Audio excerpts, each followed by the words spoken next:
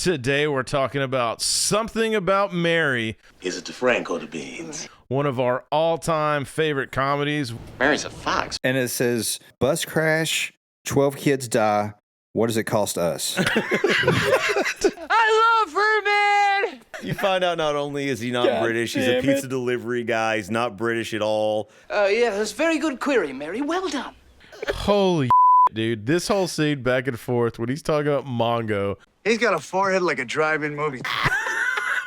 Mongo! The guy said it was tan and taupe. And this is one of my all-time favorite cuts in a movie. A 1 and 2 and We got a bleeder! 4, 3, 2, 1. Cue music. No, not 6. I said 7. Nobody's coming up with 6. Who works out in 6 minutes? You won't even get your heart going, not even a mouse on a wheel. Hey. What's up, everybody? Welcome back to Be Kind, Let's Rewind, the nostalgia podcast no one asked for. Today we're talking about Something About Mary, one of our all-time favorite comedies. His friends would say, stop whining, they've had enough of that. We have been on an absolute tear lately with these comedies, man. So, first time I saw this, actually, I was working at the movie theater when it came out, and I didn't know anything about this movie, hardly at all, and they sent us this nice little promo pack of hair gel, and we had no idea what that was, and so everybody was putting the hair gel in their hair. Come to find out, it was someone's seed. Leaf, where do you first remember seeing this? Yeah, I don't remember the hair gel stuff, but I remember the dog. Like they had the little stuffed dog. Dogs. They did have. We didn't get any of those. We only got the posters, mini posters, and then the hair gel. It was like crudely too in a bottle. Like it wasn't even like nice labels or whatever. It basically looked like sample bottles we use in the water treatment, and then somebody slapped a crude sticker and wrote something about our hair gel, something about Mary on it. But and Gibbs was like, "What?" He did. He tried it. It's jizz. It's jizz. It's jizz. Leaf, where you remember first seeing it? Man, I was with you. I was in the movie theater, dude. Like the biz, as we called it, man. And I definitely was one of the ones that I watched. Either with y'all or with just in general that I caught it like at the theater. And this is one. Let's just go ahead and get this out of the way, gentlemen, men of culture. This is one that would attract the standee alone. We were all gooning for Cameron Diaz at this point in time. Sure, dude. This is the hottest she ever was, like or would hands be. on the knees, like Dude, bent over, like so dude. cute, dude. Yeah. Man, I'm going to argue with you a little bit because she was hotter. She was hotter in The Mask. I think she was hotter in The Mask. I think she was cuter in this. So, Really? I think she was more sexy in The Mask, but cuter in this. Shadow, what about you, man? I definitely saw this in the theaters. I talked about it in the waiting episode. Just like being in that big crowd, dude, and like everybody laughing at all these like completely unexpected jokes and scenes. Yeah, it was a good time. Dude, I remember it. We watched it like with a bunch of people from the theater. So but it was a bunch of us like-minded people. Same thing. It was a pretty successful movie. So after we saw the movie theater and people had popcorn and cokes, that led us after hours to.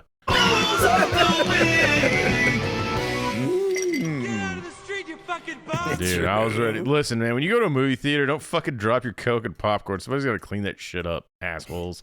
Anyway, today I am drinking Benchmark whiskey, the single barrel. Got a recommendation from my homeboy Ken. Anyway, solid. Damn, you got the small batch. So, pretty smooth and a nice price point, man. Super duper cheap. So, to quote Samuel L. Jackson, it'll get you drunk. Well, go ahead and Shadwick. Yeah, go ahead and repeat what he just said since y'all are both like drinking that. No, his is a small batch. Yeah, I just had that sitting over there because I'm. Oh, I thought you were just this side of an alcoholic. My bad. But no. On mom's side. I heard that certain girls like a guy that can drink a beer, and not a light beer, a beer. Budweiser. Nice, dude. The classic. Anytime you can get the booze watch from the actual movie, bonus points, man. So, Leaf, cheers.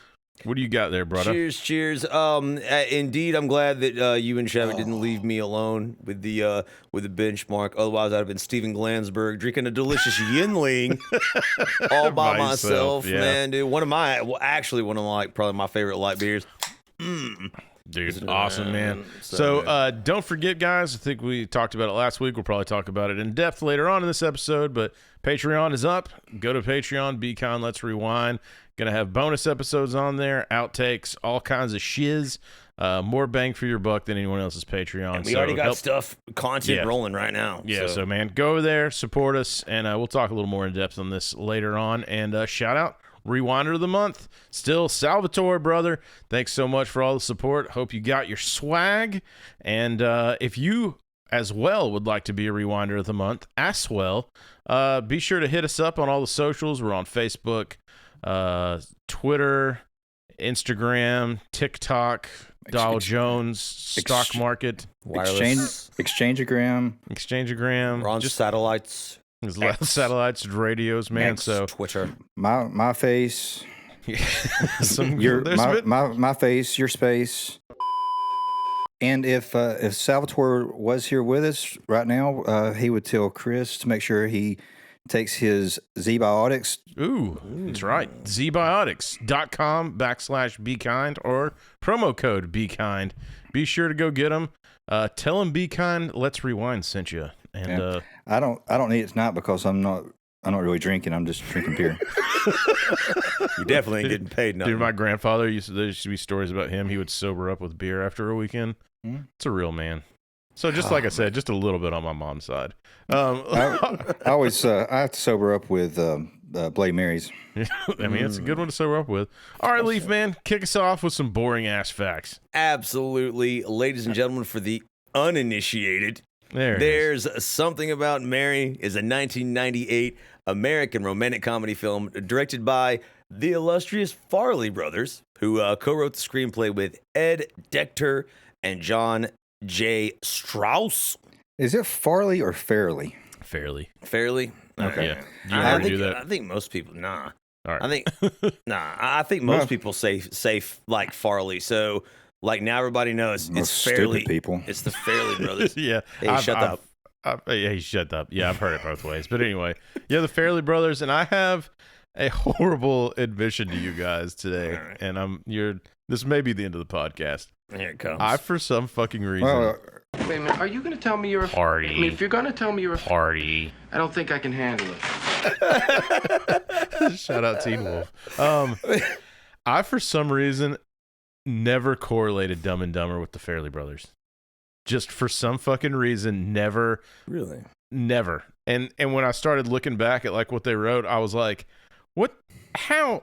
And I think because one of them is not credited maybe or as a co-writer for Dumb and Dumber, so it's just one of the Fairleys or something. Either way, they wrote Dumb and Dumber. They wrote this, and then we'll get into the other stuff they wrote. But when I looked at that, I was like, so I went and like cut myself pretty deep in the bathroom. So we maybe have like 30 minutes. So good luck. Yeah, it's probably just one of those cry for help things.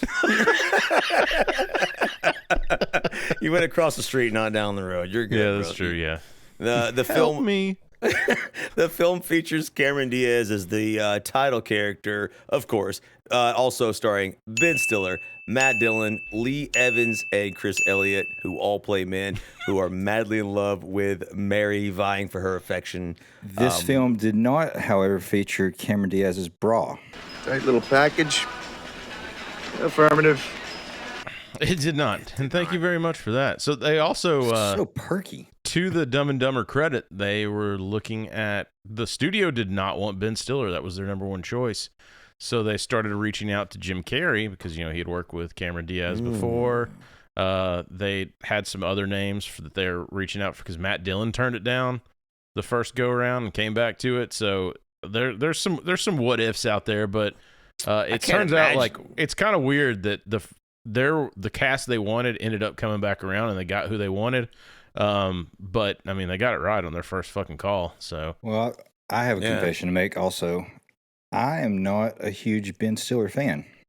I mean, I can take him or leave him, to be honest. This movie's fine. Mm-hmm. It's the nervous energy that he has in a lot of his roles, like the just uncomfortableness of it. Yeah. I don't know. I think maybe that translates over to me and it makes me feel uncomfortable. I think so. Or embarrassed for him or something like that. And it kind of takes me out of the comedy. I'm with you. I mean, like you said, in this one, it's fine. It's perfect. And there's some other Ben Stiller movies that's perfect. That's fine. The Heartbreak Kid's great. Yeah. See, Heartbreak Kid is one of the ones that gets me, where I'm just like, a little too much. But Along Came Polly, I think, is another one where I'm just like, yeah. And we all agree he did awesome in Dodgeball. He did fucking great. Anytime he's a character actor, Heavyweights, Dodgeball, Zoolander, Happy Gilmore, Happy Gilmore. It's almost like he's like not the same actor when he plays the lead role. I feel like he attempts to bring more humanity to the character, which in this situation is good because there's a lot of overtop characters already, right? He's supposed to be like the good guy. Yeah, as odd as it sounds, he's a straight man in this. Yeah, I know. It's crazy. The budget for Something About Mary was $23 million, and it pulled in a paltry sum of $369.9 million, nearly $370 million. So this was a smash. For rated R comedy, too, right? This is 1998 or 98, 99? 98. 98. So this is 98. Everybody was really, from what I started reading some like older like books on movies in the 90s, everybody was fucking trying to crank their shit out before the new Star Wars came out. So they were like, 99 is the new Star Wars. Like, you do not want to release on that weekend. Yeah. So a lot of, I think a lot of, because they were under some pressure for this one too to get it done, because it's one of those like, dude, you got to come out in 98 in the summer or whatever the fuck it came out, because once George Toy Boy Lucas is gonna put his stuff on screen, you're fucked. Yeah, destroying Saga with my shitty acting. Damn, dude. Well, we lost a huge. What? It's a quote from Clerks too. Yeah. and also, fuck that Star Wars movie. It was terrible. Yeah, everybody knows now. Binks. That may be the Star Wars that me and Leaf have watched the most, just because we worked at the theater when it was there, and there was nothing to do for the last hour and a half of our shift because we had to wait till people left, and it was the only movie playing. Jar Jar Binks always reminds me of that Be scene. Careful now. And no. The scene in Saving Silverman. Where they break in and with Jack Black. Jack Black's got the pantyhose on his head, dude, and like flopping around. Keep checking. No, Mrs. Stay. Mr. called Jar Jar Binks. Dude, yes, man. That was supposed to be more like flop around, not like Shattuck pulling dicks out of a tree. It's a great screen. There's lots. I'll put whatever I want in there. So it's like just dick honeysuckles. But again, like, this is a rated R comedy. I believe Half Baked came out before this in '97. So we had seen Half Baked, me and Leaf. So we're starting to get in. I believe Mallrats we had rented. Like, we're starting to get into these rated R comedies, at least in from us. Not that they weren't around, but we're finally getting into them. This was our wave and our generation of a lot of these. And like, it's crazy because you mentioned it when this podcast started. And for those of you who do follow the podcast, we've recently done a lot of comedies. Like, I didn't realize until this episode just how many major comedies we were like working at the theater. We're in our heyday. We were in our early 20s.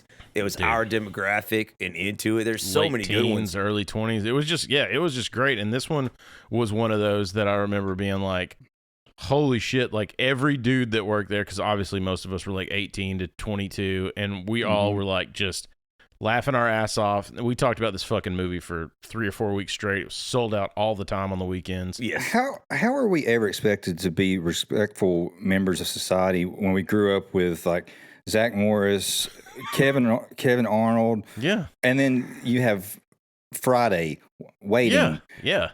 Half Baked, Something About Mary.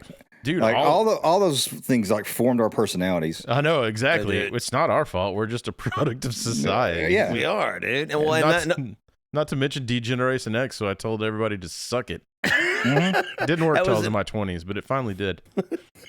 was our demographic. But not only, these were the major comedies of the time too, right? Like, I mean, you can make fun of us and be like, you guys, you know, we're in this generation and that generation. But the fact is, everybody loved these movies. You don't sell $370 million worth of tickets.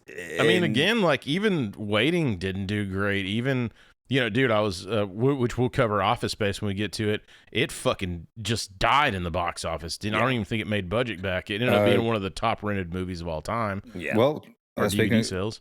Speaking of the Farrelly brothers, or Farley brothers for the idiots, Kingpin. Yeah, it tanked. I had no. So what? Wow. This was actually this was kind of their last shot. See, like, that's what blows my mind. So I read that too, and I was like, okay, so they did Dumb and Dumber, which fucking was gangbusters in the box office. Yeah, massive. They do Kingpin, which is still funny. That humor taken up to probably a rated R level, but it didn't do great. I don't know how much money it lost, or if it even lost money. But then when they were doing this movie, they were like, "Yeah, this is our last shot." And I'm like, how quickly you guys fucking forget Dumb and Dumber, that juggernaut that's still making money to this day because it's on fucking TBS every weekend, it seems. What year was that? 94, 95, somewhere. It had to be 95, right? Because Ace Ventura, I think, was 94. Yeah, something like that. But anyway, I mean, they weren't involved with Ace Ventura, right? No. Yeah. But it's just crazy to me that, like, how quickly we forget Hollywood, where it's like Dumb and Dumber, and you're like, nah. Like, but I think that's actually a good point, and it's kind of crazy because nowadays, evidently, you could just crank out Marvel turds like you've just eaten, you know, like Taco me after Bell. after me going to Hooters, and it's just like turd after turd after turd. And at least with Hooters, you got to see something good. Well, at least at Hooters, you can not the one in Chattanooga. Yeah, at least at Hooters, you could flush it all down. The Marvel ones, you can't. They're just there for you, floating. They're like a nugget that refuses to flush. You bring up a really good point, and that just makes me think. It's like, how did the Farrelly brothers on their last straw when people crank out literal constant garbage, man? Dude, I don't know, and because I mean, Kingpin's funny as shit. Yeah, it's really funny. It's really Bill good. Murray in it. Like, I mean, there's a lot of people returning from that cast to this cast. Like, you know, what is it about good sex that makes me have to crap? God, I love Magda. I don't know her real name. I mean, I know you got it in your notes, but still, I love her. God, dude, yes. Jesus. Yes. So, man, let's do it. I think you knocked something loose, Tiger. All right, man, let's get into it. All right. So, Something About Mary, the opening scene is high school, 1985. The film opens up with sort of a claymation style credit scene. Two dudes singing basically the plot, like two guys, they're like these musicians. His friends would say, stop pining, there's other girls to look at. And it becomes a running gag like throughout the film. These guys are like, anytime there's sort of an intermission or an interjection, they're there to kind of like break up some of the plot. They kind of did this a little bit in Austin Powers too. Like they, you know, Burt Bacharach, and there's like some, I don't know, a lot of movies in the 90s seem to use this little technique as a transition to either bring you down, bring you up. I don't know. Marvin Hamlish? Yeah. You're on the soundtrack of The Sting. Who the fuck is Marvin Hamlish? So the first scene is obviously takes place in Rhode Island, 1985, like we said, where a character, Ted Stroman, is that how you say it? Stroman, played obviously by Ben Stiller, is a shy, awkward teenager. Don't church it up. Yeah. Ben Stiller's character is a shy, awkward teenager. He's got braces. He's clearly a loser and a nerd. He immediately tries to ask a girl to his local prom and just gets obliterated. Dude, shout out to our Roadhouse episode. So this is it's in Florida. This is what really makes me laugh. So this high school, they were like cool with them showing the name or giving them credit until they saw the movie. They were like, nah, man, like that's pretty vulgar. We don't want to be associated with it. The name of that high school is Plantation City High School.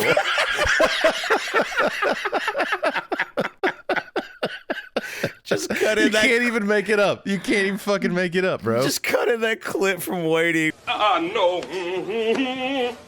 bacon on salad. No bacon on salad. Jesus, guys. Like, that's where they draw the line, though. They're like, that was vulgar. To be like, did you read your fucking sign? Yeah, dude. That's great. I love it, man. Yeah, you have a sign, which is great, but that sign reminds people of it's like slavery. It's KKK through 12. Yeah.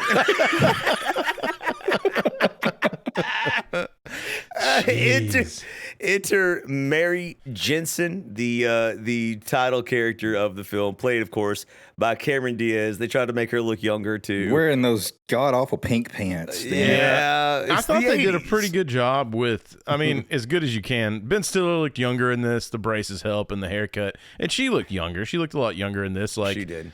With the, I don't know what they did with her makeup or hair, but anytime they do this and it works, like I'm always like, well done. Like, yeah, well, I mean the hair was a lot longer and yeah, it just worked. And, kind of frizzy, you know. Yeah, it made her look like I think she said she went back to her high school yearbook and looked at that and maybe even gone back to her high school to try to remember like how she was in high school, like and shit. Like how many guys went back to that same yearbook after she hit it big and they're like, God damn, I know her. Yep.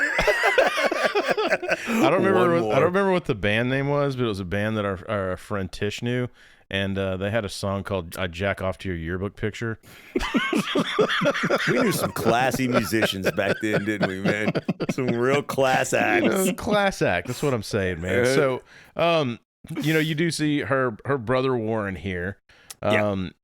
And so her brother Warren, played by is it Earl Brown? Earl Brown. Mm-hmm. So she, of course, loves the 49ers, which I was already sold. Shout out my homeboy, Sean Daniels, worked with me at the theater, also a Niners fan, and we were both like smitten in theaters when she said that.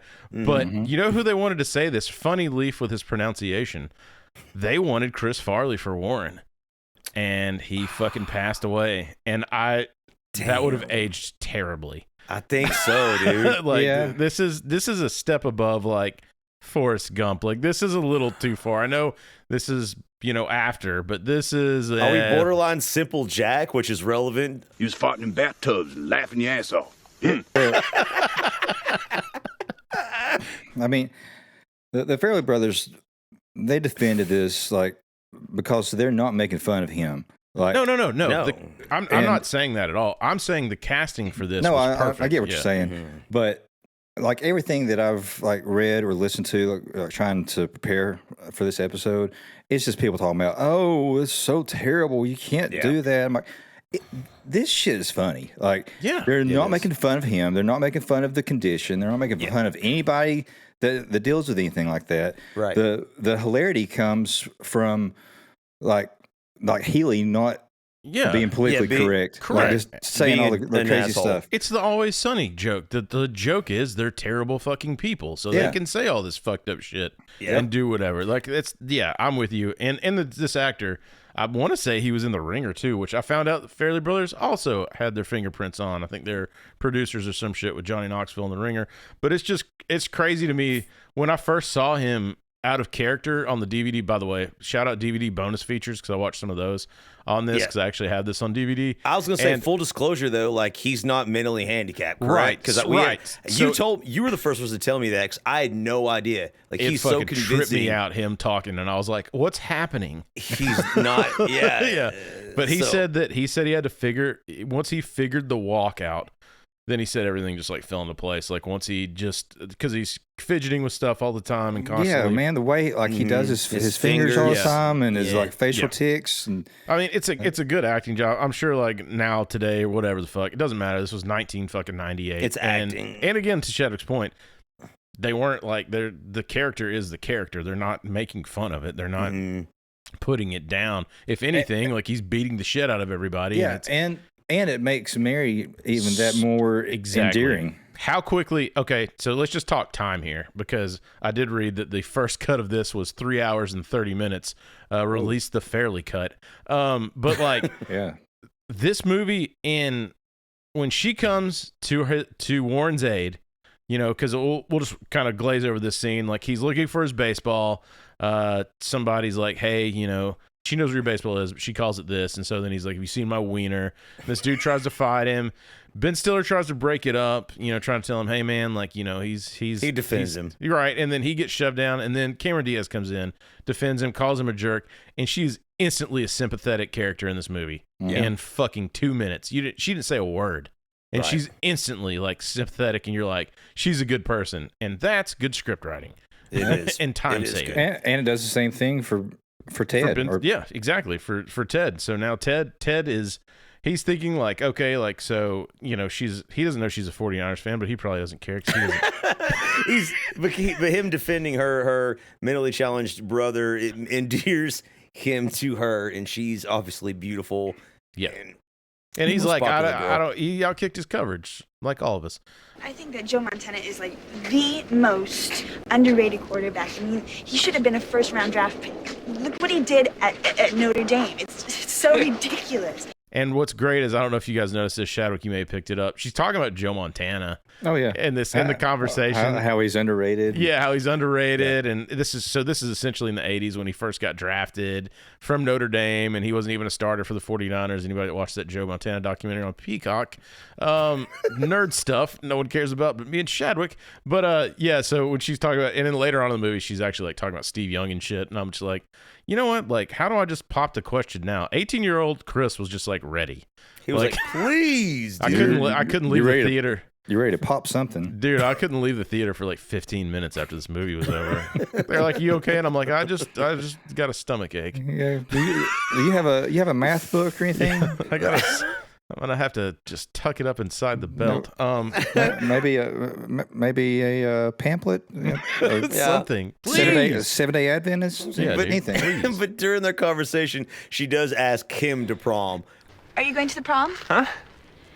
I don't. I think proms Because are I thought maybe we could go together. Right, which he of course thinks he's just like, he's such a loser, he can't even believe that, like, he sort of deflects. It's just like, oh, you're gonna go with like a bunch of people, or it's like, yeah, you want like a designated driver, thinking that he can't believe that she wants. Yeah, he thinks it's like a group that he's like, as a group, or like, like they go through that whole like, and he does a good job of the befuddled, nerdy. Yeah. Also on the way home, Warren asks. He wants to give Ted a piggyback ride. It's just a tiny little joke, but it's hilarious to me. Like, he's like, a piggyback ride, and she goes, oh, it's fine. He weighs 230. It's so like Ted gets on his back, and Warren takes him for like 4 steps, and he gets off, and he's like, my turn now. My turn. Okay, well, I don't. It's okay, Ted. And then they crack, and then his yelp. And they do the same. They revisit that joke later on too, which is great. But like the whole point, the purpose of this is like, you're like, oh shit, he walked her home. He's going to prom with her. So you're just thinking like, oh shit. So he even talks to his boys, and he's like, I'm going with Mary, and they're like, bullshit. Which also shout out to his friend. I think that's like the chiropractor later on. What his fucking line early on, he's like, almost like Garth. He's like, nice muffs. Yeah, I didn't realize it until this rewatch that was him. Yeah, that he was a chiropractor. He was also like, I think he was the gay guy on like Sex and the City or something like that later on. Nice. That's the stuff that you learn when you do your rewatches with your wife. It's called compromising, guys. Yeah, marriage is just one endless compromise. Men, we don't know what we did. We don't know what we did. I was thinking the same thing. So we get to the scene where he's going to prom, which shout out his prom get up, bro. Like, it's you so guys bad. Okay, I wanted to stop They here. said it was tan and taupe. I knew for some reason I was like, you're gonna pick up on that. That's like a Chadwick throwaway line. It's like only in the movie for you. Do you guys remember prom? And do you remember what a big fucking waste of... Well, me and Leaf, do you remember what a big waste of time it was? I went 3 fucking times, man. I went 3 times such too. a loser, dude. Like, I can't believe it. I hated it. The first year I went, full disclosure, I got to send y'all a picture because I have like a little small backstory of that. I wore a Mickey Mouse tux, dude. The guy that sold it like convinced me. It was like a Mickey Mouse vest, and then the rest, bro. And listen, someone made fun of me. Was it cute?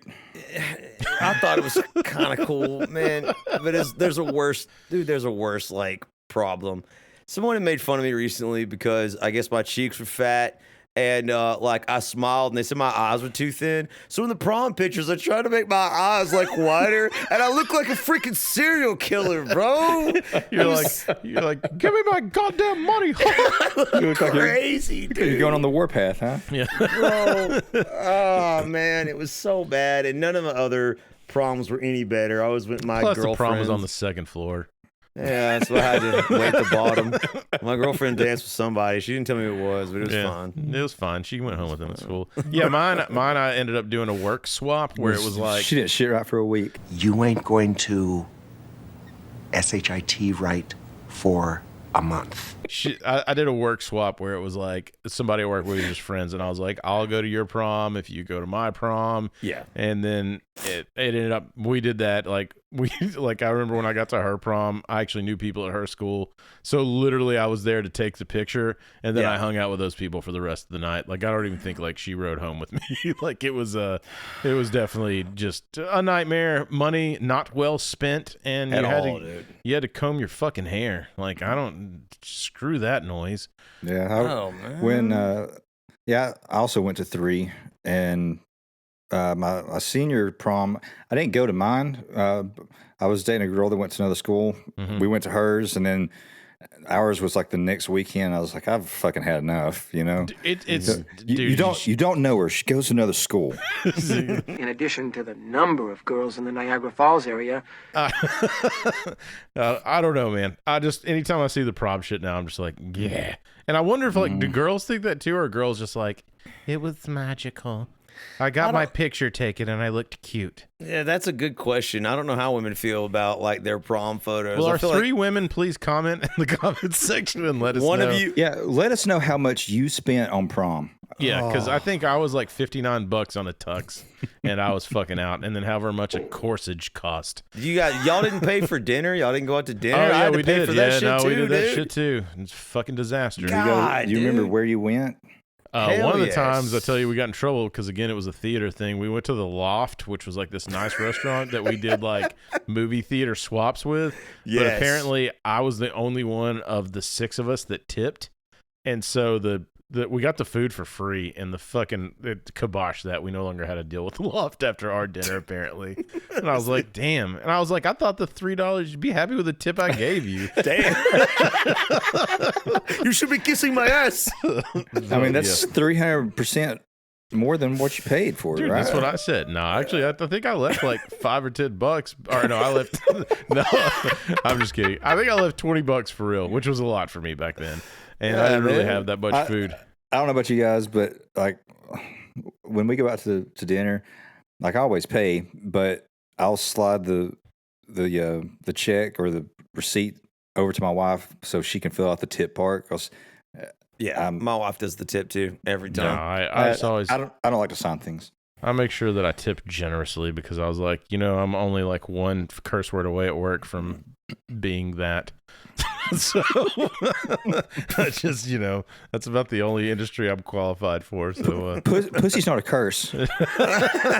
So anyway, so let's get over into it. So he's at prom. He goes and picks up, which this line, shout out to Keith David, who's the stepdad, which they said they based him off their real dad, who used to give their sister's boyfriend shit like this when he came over. So, dude, he's immediately so freaking funny, man. Dude, and he ad-libbed most of these lines from what I read, and Keith David is still doing it, man. On Rick and Morty, doing voiceovers, doing all kinds of shit, man. Prolific voice actor.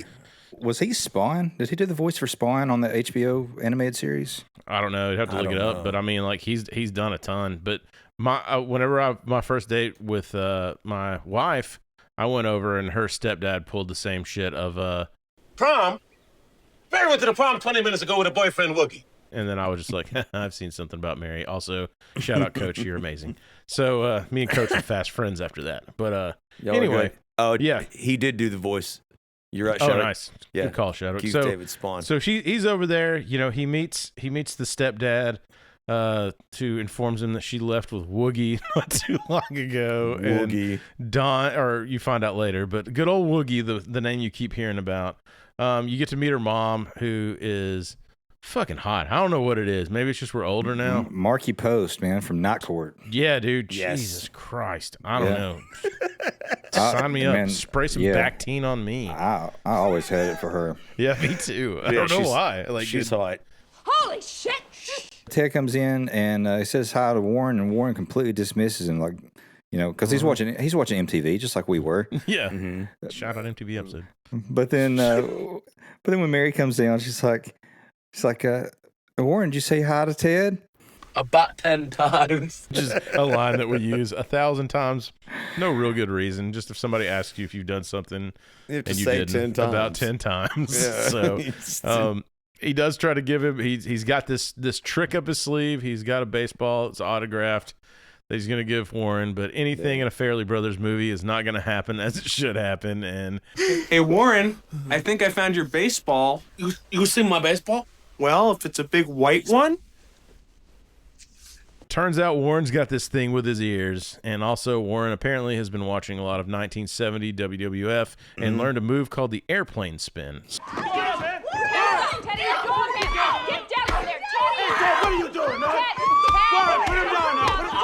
Warren has hands. So he goes to try to give it. As soon as he touches his ear, he freaks out. The baseball, of course, goes under the couch. Can't be found. Warren gives him the spinning. And the funny shit is, like, Keith David's character is like fucking cheering Warren on while he's kicking his ass. Like, Yeah, boy! Hey, Warren! Be calm! Damn it! Be careful, man! Be careful, man! Give it! Or, are you yelling at me? yeah. In my own You house? yelling at me in my own house? Warren's a big fan of Captain Insano. He is, man. No, he shows no mercy. Yeah, and so he's beating the absolute shit out of him. They break it up. He's got a fucking he's busted his lip, which is funny too, is because the Keith David line of Don't let me have to open a can of whoop ass on you, yeah? was completely ad-libbed. That was out of Keith David's box of tools. It's classic. I like how for the entire movie, anytime Warren has one of those like outbursts, he's like blames it on the other person. He's like, Yeah. He brought the type. I didn't do it. Mary's dress is ripped in the melee, so she has to go back upstairs to like fix her like strap or whatever. Yeah, not to mention that fucking. I guess that they already got that dining room table from that van down by the river. From Chris Farrelly, they must have already like had their eggs in that basket, thinking they're going to get Breakaway. Farrelly to go through the fucking tables. Here's you, here's Matt, there's you, there. He's gonna go clean up, and here's what I found out about this scene, because this scene, if you're a dude, just haunts your fucking nightmares. Yeah. And it's he goes to pee, he's looking at Mary, he can see her because I guess the house L's so he can actually see. I'm not really sure how the logistics of that work, but anyway. He's sort of zoning out. He's looking at two lovebirds, because he's really smitten with Mary. And then they fly away, and he's like, as he's zoning out, he realizes he's staring directly at Mary's like training bra. Big derp moment, and he goes to zip his pants up, and he just fucking zips his shit up in his zipper.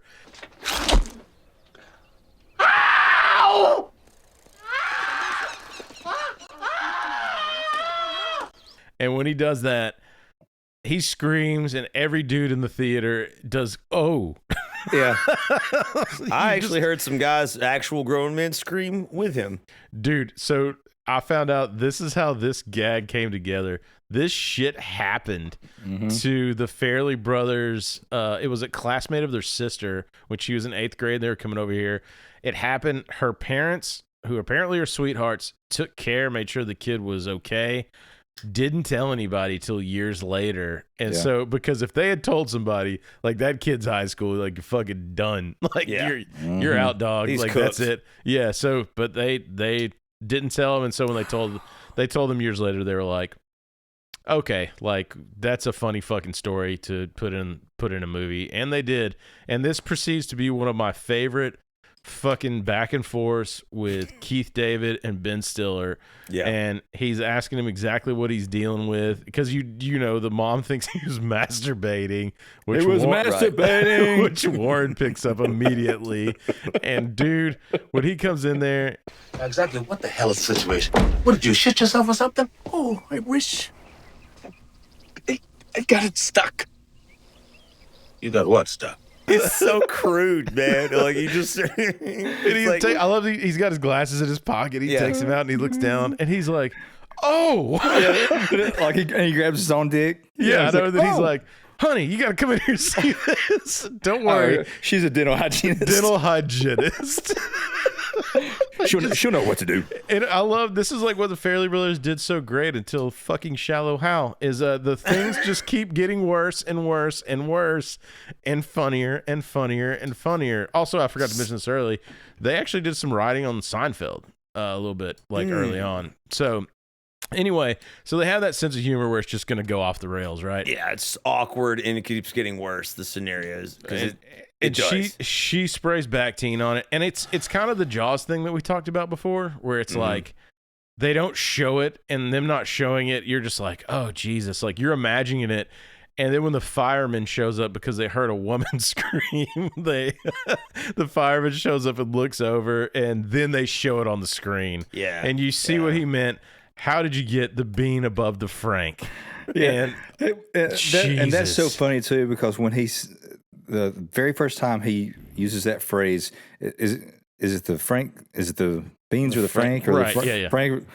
You hear Warren from outside going, Frank that bean! Like he's just soaking everything you shouldn't say it and screaming it. Oh, dude. Yeah, just like a little kid would anyways, dude. Right? And man, when it happens, oh god! Like so, the firemen they do the whole shit. Like okay, which funny too is they're about to have to tow his station wagon. Like everything is like going off the fucking rails. And he even like pulls his shirt out and he's like, "I'll just go like this, it'll be fine." Like which is what you think of. You would be panicked as fuck at that point. Like dude, some strange parents are staring at your fucking junk that you zipped up. A fireman's here, policemen are They're here. all like, in the bathroom in that tiny bathroom with him staring at us like. What is that bubble sticking out there? Yeah. What do you think? Yeah. And so he's done the hard part. Laying the tracks down is the hard part. Now we're just gonna back it up. Now I just got to back it up. And this is one of my all-time favorite cuts in a fucking movie. A 1 and 2 and We got a bleeder! Keep the pressure on. Keep it on. So I also found out, like, you know, we've put this in our show before. I've used it shit stuck in my head this week. He was masturbating! Like, he's yelling that when they're wheeling him out. Apparently, you know how, like, the gurney drops real quick, you know, and it, like, adds to it? That wasn't planned. And so, like, when it happened, they made sure Ben Stiller was okay, and they kept that take because it was just so fucking catastrophic. Like, everything's going bad. So, my wife, like, she used to work in ER, and so anytime there's a scene where someone is, like, dropped off of a stretcher or a gurney, she loses her shit because apparently that's wrong? like, very easy to do. Oh, really? Yeah, so... I've seen it in wrestling a lot. So she had never heard... he was masturbating because she was laughing so hard at the gurney. The gurney falling. So she kind of lost her shit when we watched it last night. Dude, that's so fucking funny, man. And I don't know. It's, again, like I said, it goes from he just outkicked his coverage to the worst fucking day of his life. Like all in a heartbeat. No doubt. You know what I wonder? Did he have to pay his friend with the long hair because he didn't bring her? Yeah. Guess no one would have believed him since he didn't show up with her. He better fucking start working on that novel. That's all I'm saying. Start working for that shitty magazine. But so there's no doubt that we jump forward 13 years later to 1998, current year when the movie was released, and there's no doubt like the reason that Ted is single, stuck in a mediocre job he doesn't like, and of course in therapy. Shout out to his therapist, Richard. Yeah, actually, his therapist, which actually leads me over to shit stuck in my head this week. She takes one look at me and she goes, "Oh my God, I've had the old bull, now I want the young calf." And she grabs me by the wiener.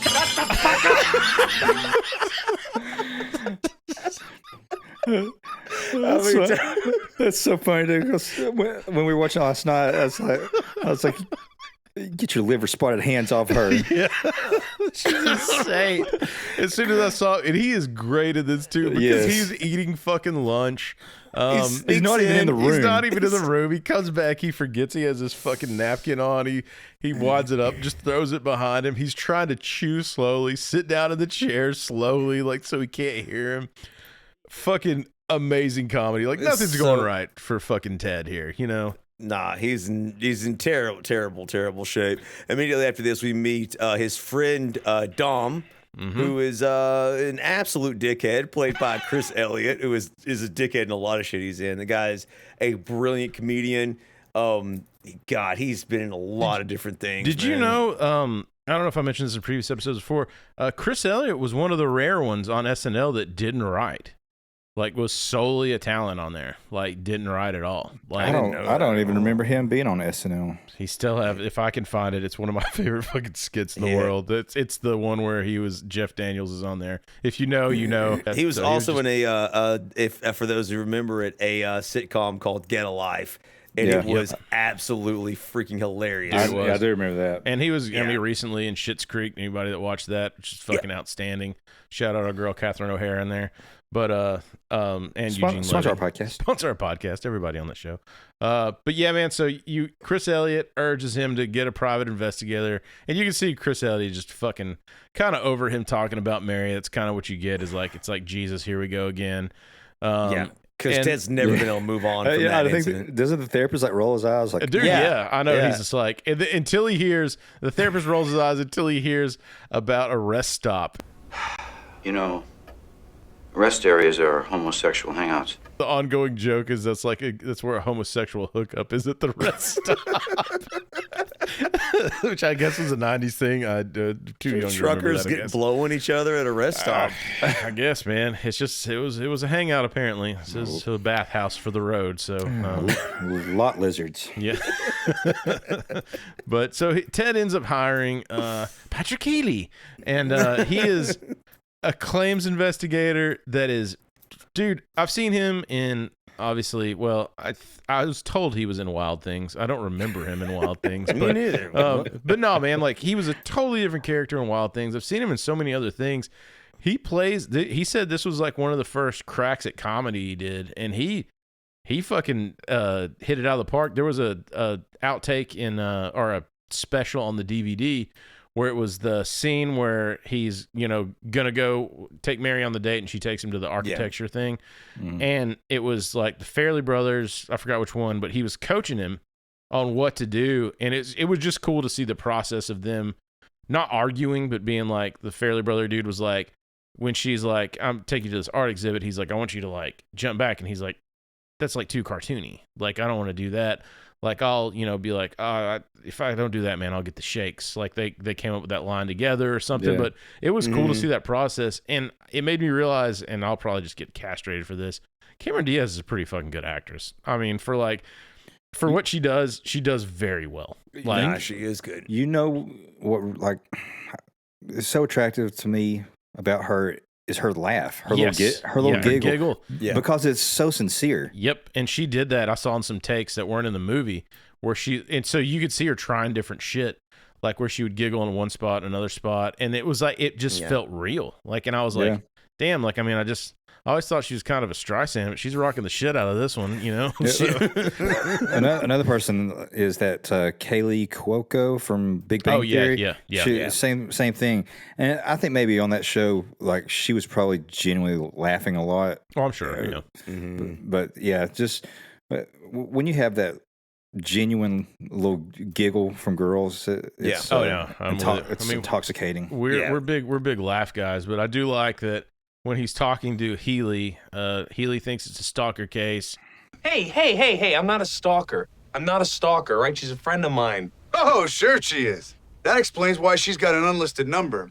And you haven't heard squat from her in 13 years. Yeah, real chum. Healy is, of course, the sleazy claims investigator. He's played by Matt Dillon. We had to mention that. And so he goes down to Miami, Florida to see about Mary.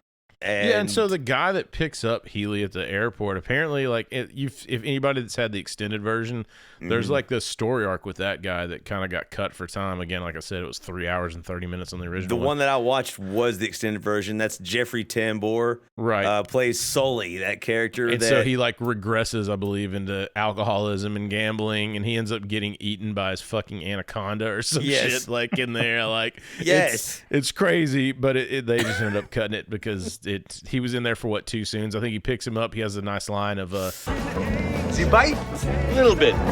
Get in. Yeah, and later on, he does help Patrick Healy with the phone call, right? The phone call, right? Yeah. That's what I mean, though. So those are the only 2 they kept in the until that horse grabs the papers from him and he has to I know. improvise. It's a big fucking dog. But so anyway, he's got his boy. Obviously, he stays with down in Miami, and he is gonna go to work stalking Mary, which is kind of cool because it's a nice way for you to see what Mary has doing now, or like what she's doing now with like, her finally after 13 years. Yeah. And he finds her, and she's of course a successful orthopedic surgeon. She's obviously so attractive, like ridiculously attractive. No bras needed.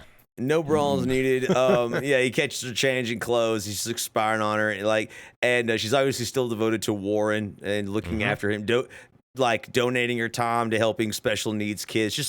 Just the perfect woman, right? Right. There's no flaws. Exceptional, my ass. Yeah. And she's living with her neighbor, or like next door with Magna, played by, I had to shout out because Chris is. No, dude. And because all 3 of us. Lynn Shay, which let me tell y'all, I am a big fan of the Insidious horror movie series. Mm-hmm. It was very difficult for me not to immediately start laughing when I saw her. It was because she said so many funny, hilarious roles. She's done podcasts and shit. I wish I just need to find who to contact for her.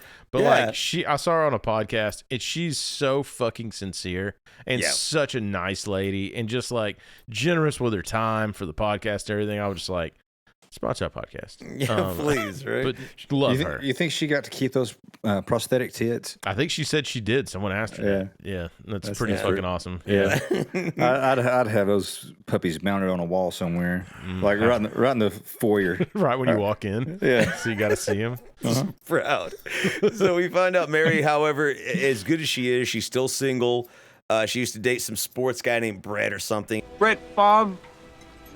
But despite having the perfect 10 face and body, she just hasn't quite found the perfect guy, And after following her around, Healy decides he's in love with her. Well, it doesn't take long, man. I don't know if he read the title of this movie, but it turns out that there's something about Mary. Something, yeah, you can't. So he returns to Rhode Island immediately in the next few scenes, and just straight up lies to Ted in one of, I'm sure, all 3 of our favorite scenes about Mary's situation. Was Mary a little big bone back in high school? It continues to just fucking digress. And this is shout out our boy Brian. We used to quote this shit back and forth all the fucking time when she's like, 4 kids, 3 different guys, but no rock. That's the good news. Yes, the good news, and it just keeps getting. He's like, oh, so she's put on some weight, and he's like, she's a little chubby. Oh, I'd say about a deuce and a half. Not bad. Deuce and a half.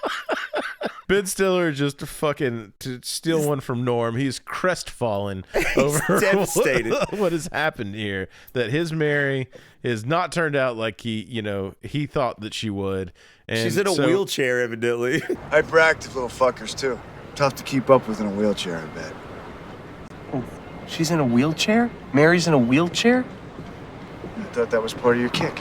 Right. And so now he thinks he doesn't even ask for contact or anything. He just it's over, and he's walking away. And he's like, well, you don't want the number for the housing project she's in? She's in 4 kids, 3 different guys, but no rock. That's the important part, Dude. Right. So Healy immediately, of course, right after this scene, he thinks he's defeated Ted. Ted's just given up, but he underestimates how much in love Ted is with. And what a good guy Ted is. So Ted's decided I'll go help her. I can help her. And so when he goes back, he catches Healy leaving, and he's just got one quick lie after the other. He was just like, I took a job offer. With who? With Rice-A-Roni. Isn't that the San Francisco treat? It was. like he's just convincing, they're rebranding. The rebranding, and then he goes down, and he says, you know, he keeps harping at him that he wants to contact her. And he's like, who? Roller pig? Won't let it go. And then he was like, well, I mean, she's in a wheelchair. He's like, well, it's a bunion, Ted. It'll heal. Like, it just keeps going off the rails. And that shit, when he's talking about the fucking the mail order bride, dude. That is Shadow, go ahead. Go ahead with that. She's a whale. Don't forget, it's a sumo culture. They pay by the pound there. Sort of like tuna. After he gets this news, he goes and eats with Dom, and he's like, Dom's laughing a little too hard, one might say. Really, it turns out that getting your dick stuck in your zipper was the best thing that ever happened to you. You want to say it a little louder? I'm sorry, but it was. I never told you that. Oh, Christ, Ted, I was only 4 towns away.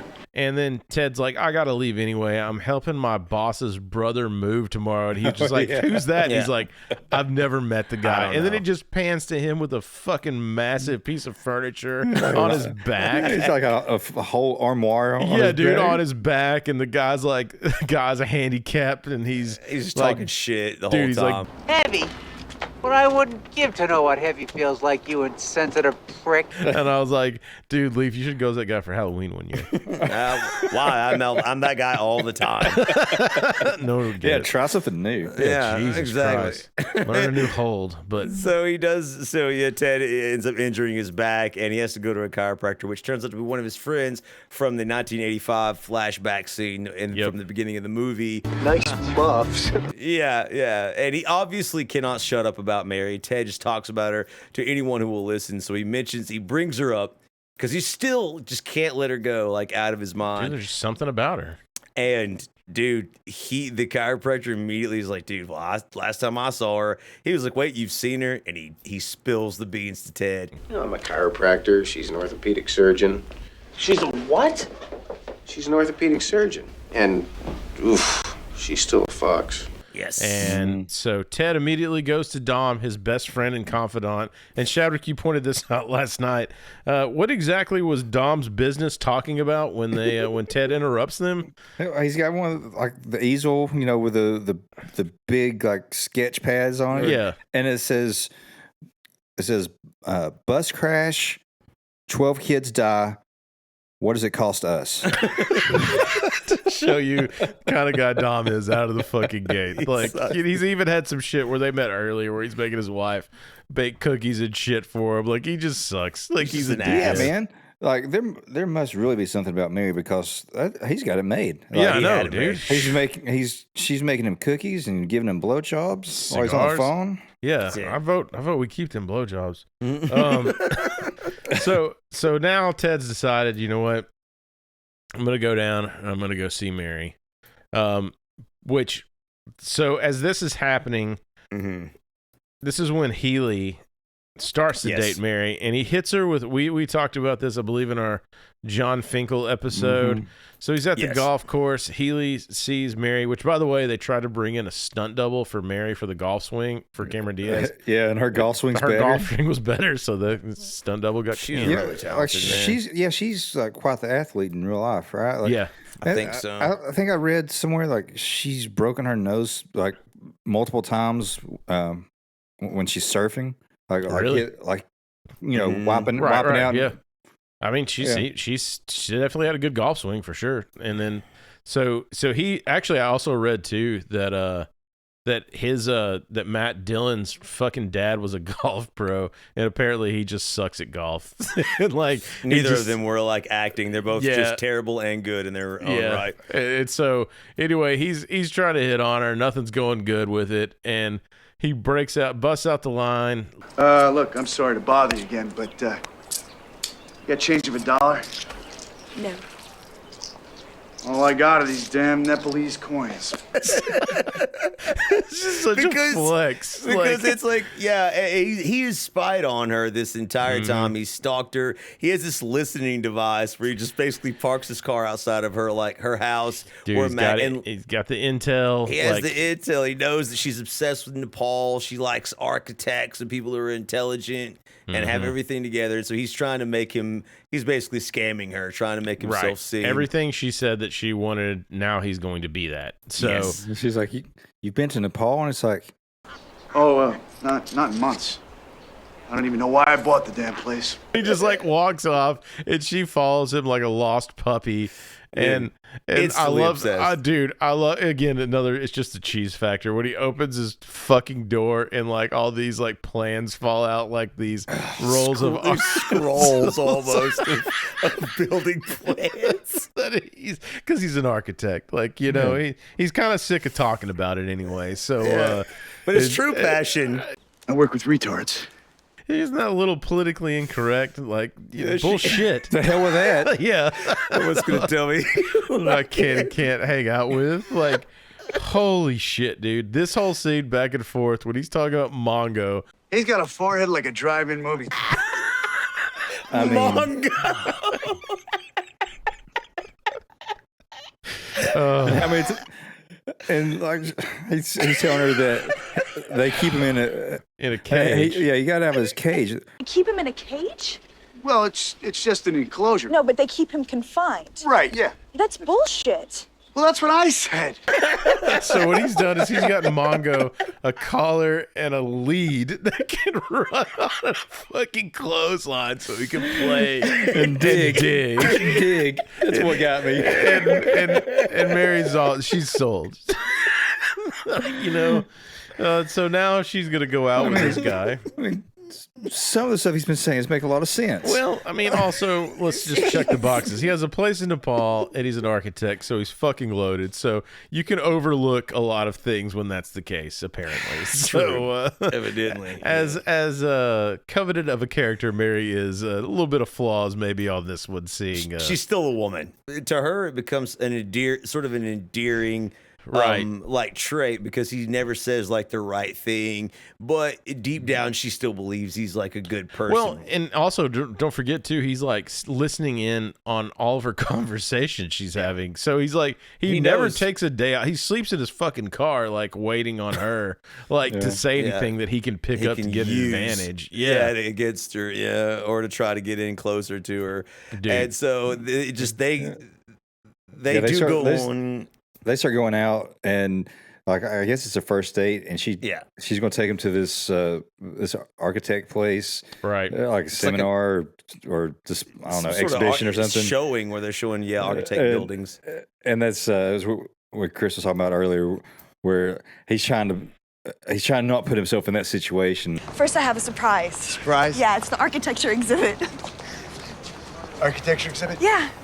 I gotta eat something or I get the shakes. Oh, no. Yeah, I know. And so she's like, "Oh no, my friend Warren is going to be there." Oh yeah, I'm sorry, my friend Tucker. And that's when you get. And apparently, this dude got what is it? Is it Lee Evans? Lee Evans plays Tucker. Yeah. So Lee Evans just got lambasted for this fucking British accent, but it's supposed to be fucking over the top and bad. Like, very quick. Well done, Mary. You know, it's just it's supposed to be that way. It's supposed to be over the top. There's a bunch of people that don't know what a comedy is apparently, because I guess he got fucking roasted over this. Fuck it, it's funny as shit. But when he basis for a lot of Chris's impressions, by the way. Oh God, yeah, dude, that shit when he's like, you know, he's have I seen any of your work? Yeah. And he's like, have you ever been to Santiago, Chile? Like, and then he's like, twice last year, which we've used 1,000 fucking times in conversation. Like, anytime somebody said anything like that, dude, so fucking funny. It's so funny, man. And he's really. Where did you study? Harvard. Then you must have studied under Kim Green. And he's like, among others, you know, like, and he's just trying to get the fuck out of there, like, as soon as he can. And like, he's Tucker gonna get exposed. He knows. Tucker is just prying, brother. He's just trying to like fucking do whatever. But they end up. He gets out of it. He leaves finally, and he knows that what was it? Was it Harold and Maude? Was one of her favorite movies? Like, Don't bust my chops. I know it's corny, but I really I'm like not the kidding. movie. I think that Harold and Maude is one of the greatest love stories of our time. because he's heard her say it before, and so it's like instant chemistry. And she's like, "Oh my god!" Which that ends up leading to when he comes over for one of the more iconic scenes when he comes over to her place, and that's when Magna lets him know, "Hey, old Puffer here Puffer can sniff him out. So if he's a bad guy, Magna's and so Puffer, who is like a mix of Perry and Finn." My dogs, like he goes to the fucking mail slot and Puffer is just like growling. Dude, through the mail slot. Shit. He can already sense the evil and Patrick Neely. And so Puffer's real name was Slammer. Right, and I think he shared a trailer with Chris Elliott apparently. Which I thought was which is kind of funny. The Farrelly brothers they would play little pranks like all through production on this movie, and they would do stuff with the dog a lot. Like they would tell the cast members that the dog got loose and escaped or whatever, and then they'd throw like a stuffed animal in there. Just to catch them off guard, because they were constantly just trying to keep everybody loose. Like right, yeah, because it's comedy, right? Yeah, right. Like when they were doing like outdoor shoots, they would have like fake bugs that they'd throw in there and stuff. Okay, nice. Yeah. I mean, but you got to, right, for this kind of stuff. Like if you don't keep them loose, then you don't get what we got, right? Yeah. And so like Mr. Healy's decided he's going to drug old Puffer with some sleeping pills. And so of course the dog's sedated in his lap, which if you've ever had your dogs have any surgery, they act exactly like this. They're just like staring off into fucking space for like probably 12 to 18 hours after they're either like spayed, neutered, dew claws removed, name it, or whatever. If they chew your weed-filled vape pen. Yes, that will also do it. Allegedly, that's ignorant. And this is one of my fucking favorites and Brian's favorite lines. Is they're like, I've never seen Puffer act like that, and he's just like, well, in Nepal, the villagers there called me Kintanti, which means noble man who is loved by many animal, who in kind he loveth too. And when Magda's like, they go to get him like a beer or something, and Magda like is looking over at him and she just goes, Kintanti. She's trying to be all fucking sexy. She's infatuated dude. with She him. has her leg up. She's like showing a little bit of thigh. Magda with her bronze, her hot dog skin, Hulk Hogan. Go ahead and cut in her thighs from Kingpin, which is rolling up her socks. Lin Shaye is a freaking fucking comedic genius. Like, yes, dude. And so while they go into the kitchen, you find out, oh shit, like Puffer's flatlined. and the music to this is what's great, is the music is real upbeat. Yeah. And it keeps it from being kind of like a tragic, like, what the fuck, man? Like, it makes it a funny situation.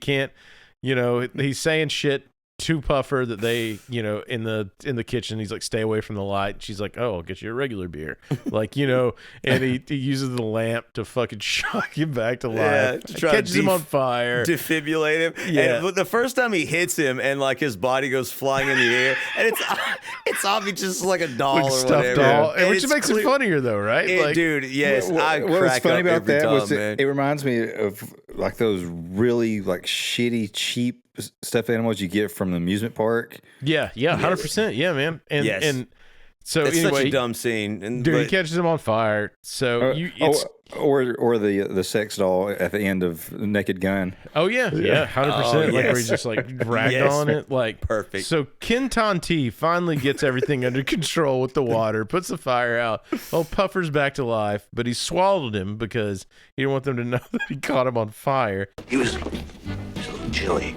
And while all of this is happening, Ted is driving down to Miami. Evidently has also picked up a random hitchhiker. Well, and they're having a little bit of a conversation. Well, here's what happens is also what I read too, and I have to assume this is true because I didn't see exactly what source this had, but apparently the Farrelly brothers said Harlan Williams, who was picked up in here, was a fucking nightmare to direct. So that Harlan Williams was gonna fucking Harlan Williams, and you just got to sit back and just let him do his fucking shit. He's got a bag that looks like a human being is in there. That it's just a sitting duffel in bag, right? That's just sitting in his lap, like, and he's just talking, and he's because basically like Ted's bored. He wants somebody to. This is before we had phones and infinite shit to listen to or whatever. He couldn't listen to Be Kind, Let's Rewind down to the fucking Miami. Imagine. Yeah. But so he's got him in the car. He lets him know, like, hey man, like, are you a salesman? Like, I'm a salesman. And this is a line. It's been shit stuck in our head before on this show. 7-minute abs. That shit abs is forever in my fucking head. They guarantee just as good a workout as the 8-minute folk. It's great business scheme is to undercut the 8-minute abs workout routine by 1 minute. Just resell the same program. And this joke is fucking priceless, amazing. And it only gets better when Ben Stiller, it settles down when you hear like how ridiculous it is that he's like, I mean, that's good until somebody comes out with 6-minute abs. He's like, No, not 6. I said 7. He has a fucking aneurysm. Crash out immediately. And something's wrong with him, of course. Dude. You know what? Maybe that should be our slogan. Be kind, let's rewind. We're better than picking up a serial killer hitchhiker. Or we guarantee a good workout as the 8-minute folk.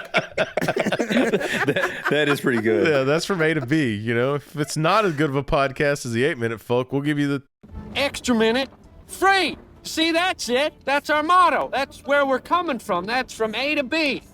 You know what, guys? Everybody out there listening, we're working on some coasters. Some drink coasters that we're going to hand out at a con coming up. We'd like some input from you guys. Would you rather see some pictures from movies? Would you like to see some quotes written on there? What do you want? Just tell us what you want. You just want our logo on there? You want to like rep BKLR in your house? Like, right. Which is a good segue to start talking about. You want to see Leaf naked? You ever seen a grown man naked? So, dude, let's talk about our Patreon real quick in a little bit of depth. So we want to tell you guys, go over to patreon.com/BeKind Let's Rewind, or just look us up on Patreon.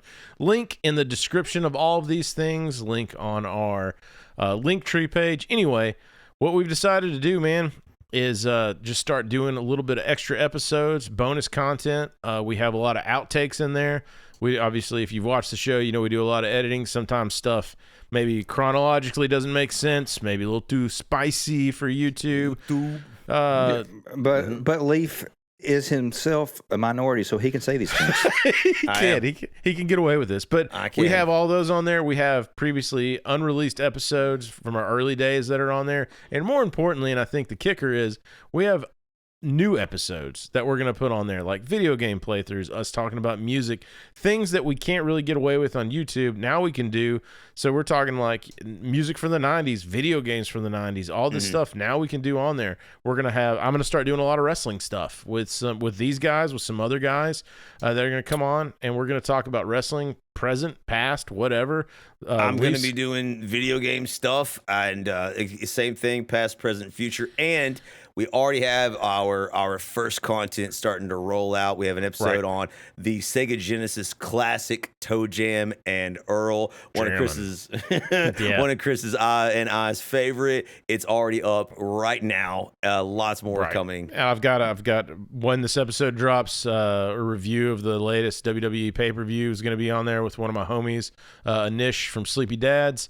Shadwick is working on some stuff right now. I know you said you're going to start dabbling a little bit. Maybe we do some paranormal stuff on there. Maybe do some jokes. A little paranormal, a little just observational humor, some everyday annoyances. Yeah, man. So maybe a little rant here and there. And so that's what we're going to do is each one of us are just going to take, goddamn people that drive roads. So you can get more of that on there. And again, you're not going to beat our price point. Go check it out, man. We have 2 tiers currently, and that's what it's going to stay at. We're going to give you everything very cheap. So if you want to get more, Be Kind, Let's Rewind. And actually, Can't tell you how much that helps us if you go do that. So we really appreciate all your support. So go check out our Patreon. And dude, let's get back on track, baby. Like we said, Harlan Williams in the car. He's done his pitch. So now Ted's starting to get a little weirded out, being like, okay, this guy may be a little fucking nuts. So he's going to stop at a rest stop. Rest stop and have a little pissies. He's like, I'm going to go use a bathroom. You find out his seats are itchy, man. What are they made of? Cactus? And so he gets out and he's going to go use the restroom, and he trips over somebody, and unbeknownst to him, you hear that man yell, "Wait your turn." Your turn. And then the lights come on and you hear sirens, and it turns out it's a restroom bust or rest stop bust. And the cops are arresting all of the illicit sexual deviants. It's a homosexual hangout. And dude, and here's the thing too, is apparently it's also on Cops Live, which Dom is watching. Ted?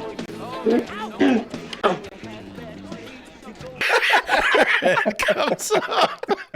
She's sucking him off while he's watching Cops. My favorite part is his face just doesn't change. There's no ecstasy. There's no, this is a Tuesday night in that house. Yeah, he's not selling it. He's not acting at all. He's just playing it Holy straight shit, man. And like her head like pops up in the screen, and then she asks a question, is that Ted or something? And he's like, and just pursued it. I told you. Yeah, she says, I told you he was gay. And he's just like, get out of the way. He doesn't want to hear it, man. So Ted gets arrested now, and we have this scene. Yeah, I want to talk about this because this shit.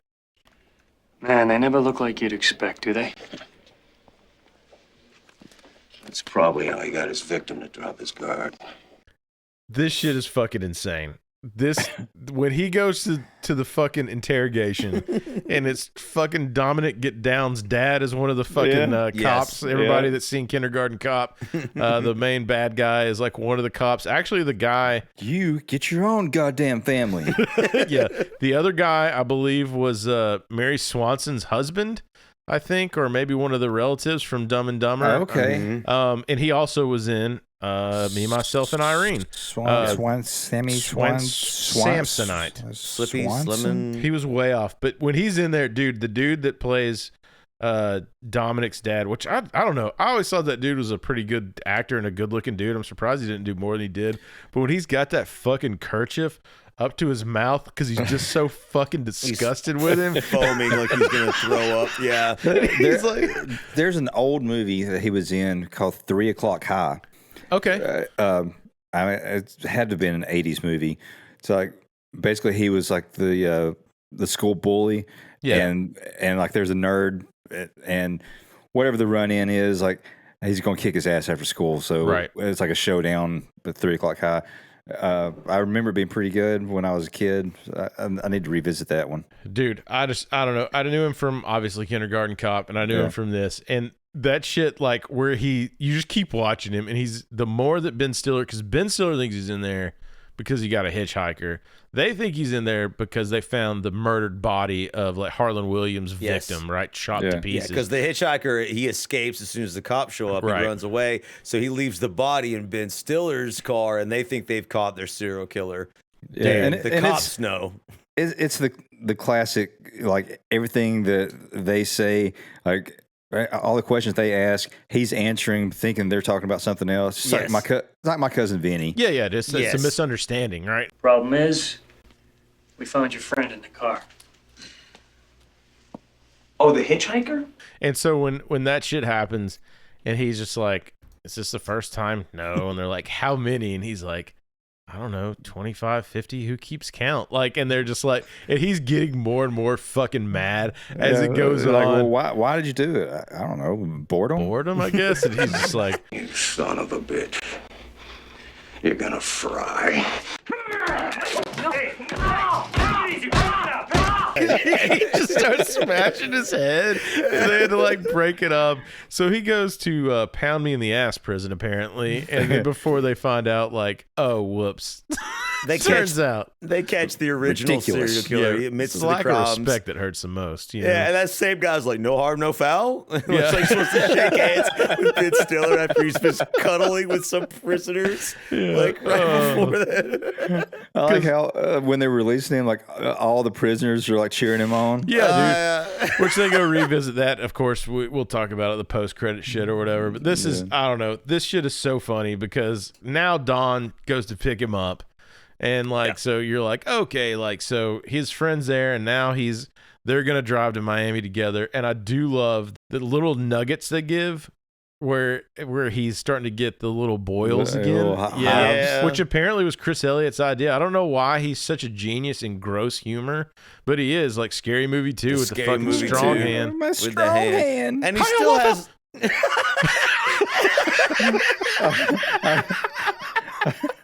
He still has like something wrong with his face too. Yeah, he's always got like lesions. Dude, something on his face, and he just thinks it's so. I'll be the bigger man and walk away. Yeah, walk.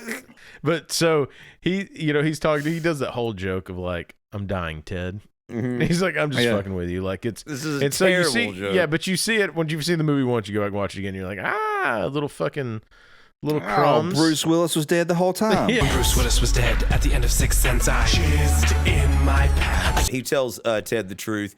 He tells him, look, Healy has gone down to Miami to pursue Mary. Like, we found out it's all out in the open. And, of course, Ted's super upset. And so they're on a mission now to go and try to basically rescue Mary from this stalker, you know, ignoring the fact that that Ted too himself is also a stalker, but we address that later on. Or we don't, or we don't, And so the contest for Mary's attention and affection is on. The next scene is Tucker telling Mary that he's done some homework on Healy.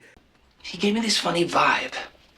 Anyway, I called some friends up north, and they've never heard of an architect named Patrick Healy. And exposes him for being a lying, manipulative creep. Fucking shout out to Mary's office. If you look in the background, there's a number 8 Steve Young jersey back there and a San Francisco 49ers helmet in her office. So woot. Yeah. So continuity guy, well done. His chest was shaved.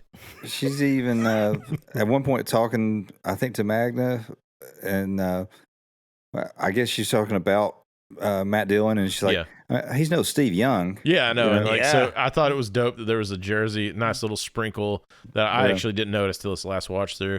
Turns out when you do a podcast for 2 years straight, not missing a week, fuck you, everyone else. It's you start picking up some shit here and there. Yeah. So yeah, man, I was like, yeah, that's pretty fucking dope. But Tucker does this shit in here that makes me laugh every fucking time, where he, because he drops his keys. That one, and before too, when he does the Bugs Bunny teeth, because Healy's listening, and so Healy thinks that she wants big teeth when she doesn't know that the gag, because he can't see what's going on, right? And so he's got the two the tongue suppressor, yeah, he's got those in his mouth, so he looks like Bugs Bunny, and she's like, and they're joking around, right? They're joking around about how she loves big teeth, and so, but when he drops the fucking keys, this actor. This fucking comic improv of the lean forward, then the lean back, the fucking shaking, and then the Farrelly brothers adding that sound effect of like the like, dude, it just seems like it goes on for so long. Looney Tunes times 10. Like, sign me up for this shit in my daily life. This is what I wanted life to be. Yes. I mean, I guess he really is like putting all of his weight on the crutches to lean back like that. Yeah, going back and forth. To do that, he's like, no, I need to do it myself. Yeah. And then so he gets done. She finally kind of helps him a little bit. He goes outside. He's, exposed him, and then he drops his fucking keys again. He's like, don't worry, I've done this 1,000 times. And then you see him do like the thing again. She's shutting the door, and you see him doing it again. Physical comedy, bro. Again, Looney Tunes in real life. Thank you, fucking Zucker brothers, for bringing that to the big screen. Happening here. So yeah, good shit, man. Healy, like, not to be outdone with some quick thinking and some help from his friend. Yeah, is able to convince Mary and her friends, who are also like listening into his fake his fake call because Magda has one of those CB radios that can listen in to cell phone calls. So he fakes one with his friend, basically saying that, yeah, he lied to Mary, but he was in the Peace Corps curing diseases and just being even better person. There's a good gag here because the dog takes the script away and then he talks about like, Hey, you were on the front line. You remember the malaria, the typhoon fever, that vicious strain of genital herpes? Ooh, yum. And all the girls like, oh, and he goes, yeah. yeah, I cured a lot of diseases. I've cured a lot of diseases. And what's, and so this is when he comes to the door to quote unquote confess after this because he knows they're listening into the phone call. Yeah. And then so she takes him back. You get this montage. And this is one of those where he's hanging out with like Warren and that whole group and he's playing fucking football with them. He's scheming. He stiff arms the shit out of him, walking backwards in the end zone, being like exceptional my ass. Smacking the ball. Because the name of the group is like exceptional something, like it's written on the side of the van. He's fucking cheating in fucking checkers or chess. I can't remember which one it was. Yeah, he can't even beat him. Checkers. It just reminds me of... the one dude, like, he sends him up the fucking tree for a coconut, and he just, like, walks away. He's like, coconut. Yeah, very good. Coconut. And then, like just fucking walks away. He's just a shitty human being, man. It just reminds me of when Cartman was, like, competing in the Special Olympics, and he kept losing. Yeah, and he's like, dude. I'll show you. Goddamn retard. 100%, dude. 100%. It just... Yeah, Mimsy. Yeah, dude. Yes. After this, you finally, like... So it's like, okay... He's got the big fucking teeth too now because he's got the veneers or whatever the fuck it is. Yeah, and then you get like the montage kind of comes to an end, and this is another line. Shout out Brian. I'm gonna shout him out 1,000 times in this episode. It's one of our favorite movies. The fucking he's kissing her after lunch, and she's like, "How's my stomach taste?" And he's like, "How's my stomach taste?" She says. It's come back.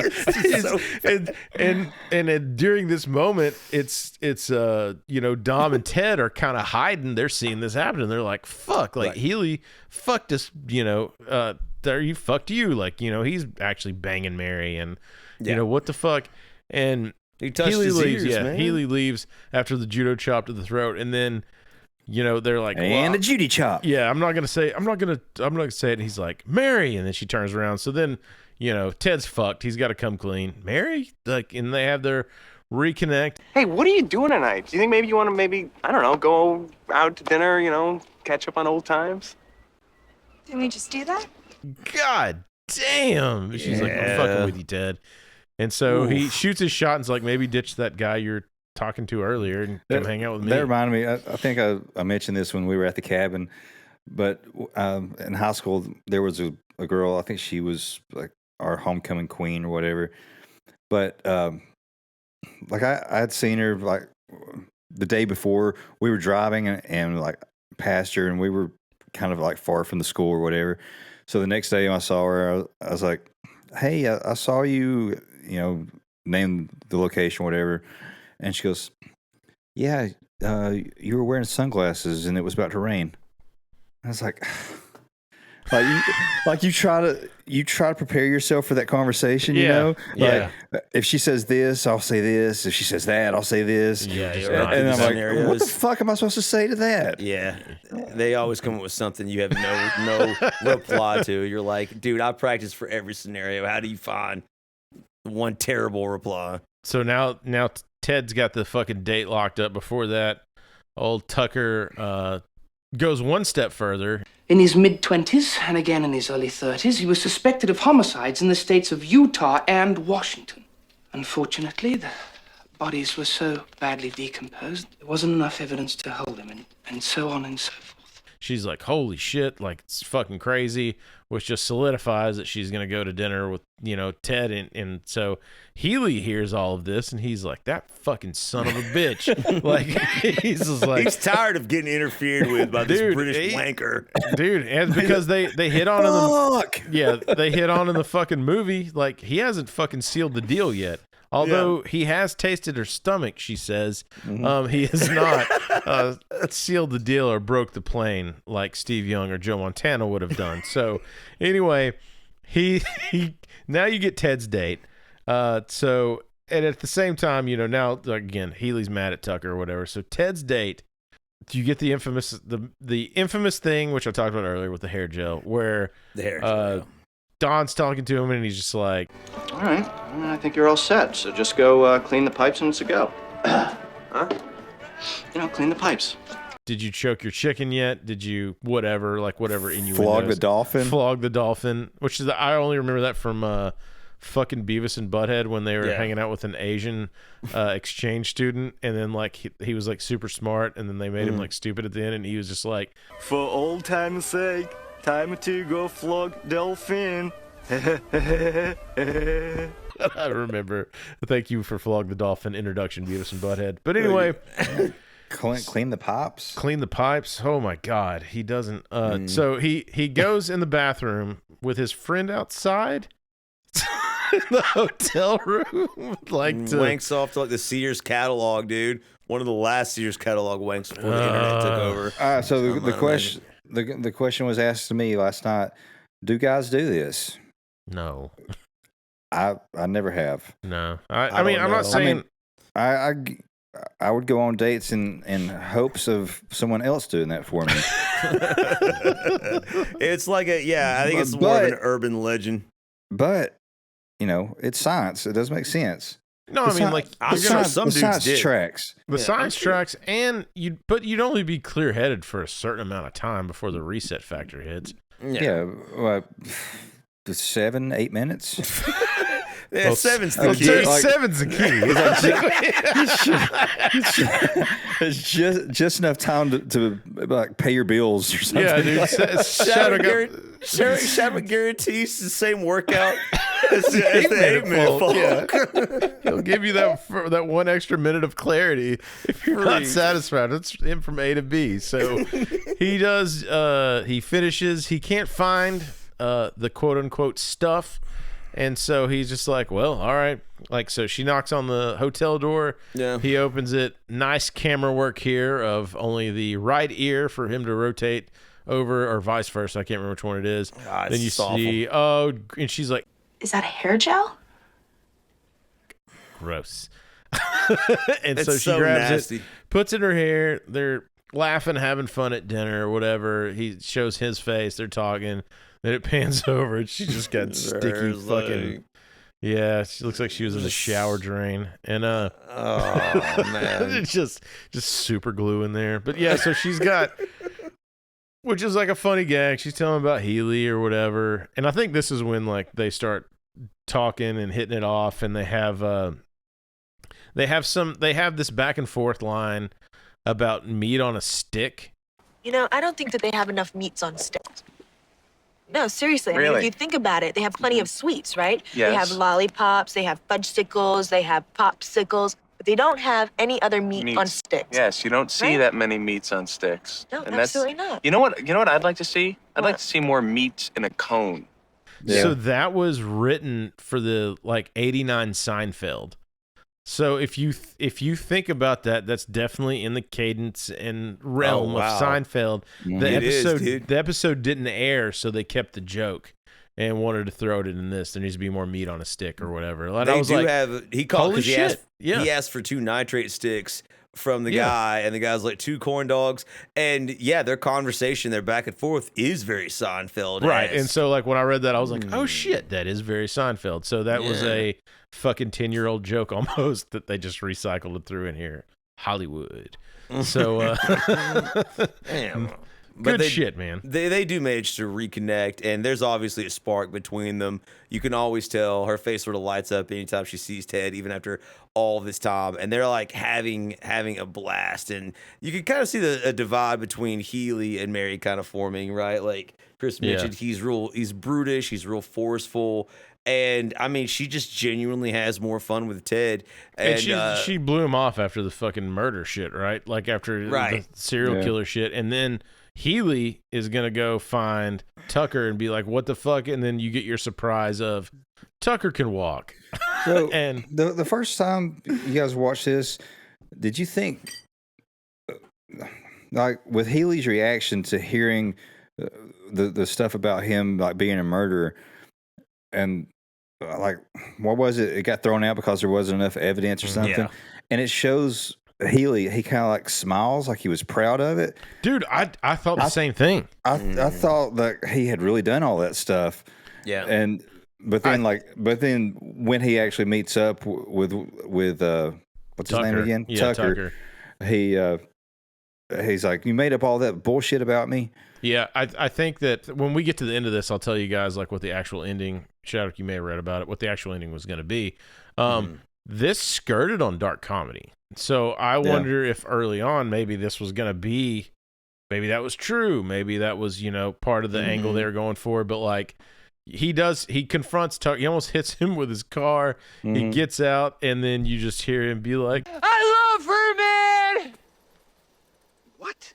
You heard me, God damn it! that fucking you voice. find out he's not only. I love her, man. Yeah. You find out not only is he not God British, he's a damn pizza it. delivery guy. He's not British at all. Like No, he's dude. just he's His a name's loser Norm. stalker. So I had another like Mandela effect last night, because I would have sworn when he says name's Norm, he like threw up the little. Dude, I thought so too. Yeah, because we always did that. Yeah.